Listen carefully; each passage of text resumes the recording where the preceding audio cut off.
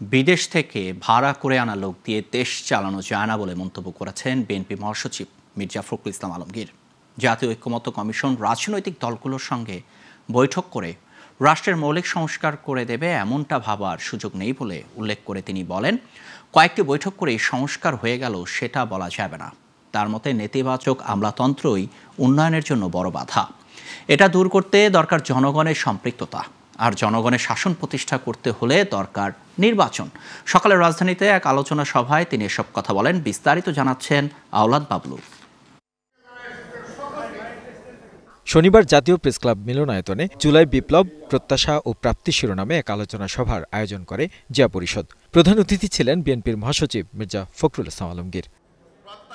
তার মতে জাতীয় ঐক্যমত্য কমিশন রাজনৈতিক দলগুলোর সঙ্গে বৈঠক করে রাষ্ট্রের মৌলিক সংস্কার করে দেবে এমনটা ভাবার সুযোগ নেই। আর কয়েকজন ব্যক্তিকে বিদেশ থেকে ভাড়া করে এনে দেশ চালানো যায় না। জনগণের প্রতিনিধি আমরা নির্বাচন করতে গেলে বলবো যে বিএনপি শুধু নির্বাচন চায়।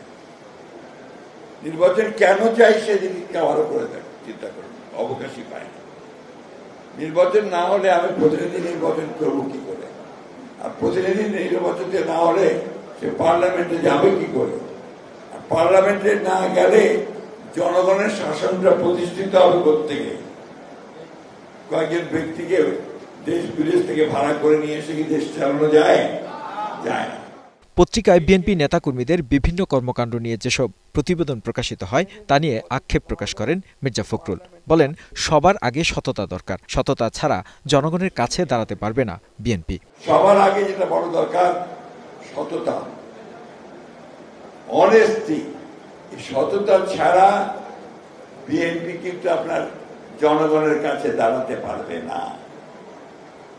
আজকাল পত্রিকাগুলো যেখানে দেখবেন বিভিন্ন রকম খবর আসে, এই খবরগুলো বিএনপির সঙ্গে যায় না, এই খবরগুলো জিয়া রহমানের সঙ্গে যায় না।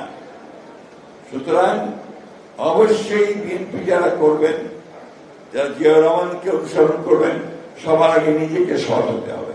ঘুষ বন্ধ করতে হলে কাঠামো আগে ঠিক করতে হবে মন্তব্য করে বিএনপির মহাসচিব বলেন, দেশে যে নেতিবাচক আমলাতন্ত্র আছে সেটাই উন্নয়নের জন্য বড় বাধা। এই বাধা দূর করতে হলে জনগণকে সম্পৃক্ত করতে হবে, আর সব নিশ্চিত করতে চাইলে দরকার নির্বাচন। আওলাদ বাবলু, গ্লোবাল টেলিভিশন, ঢাকা।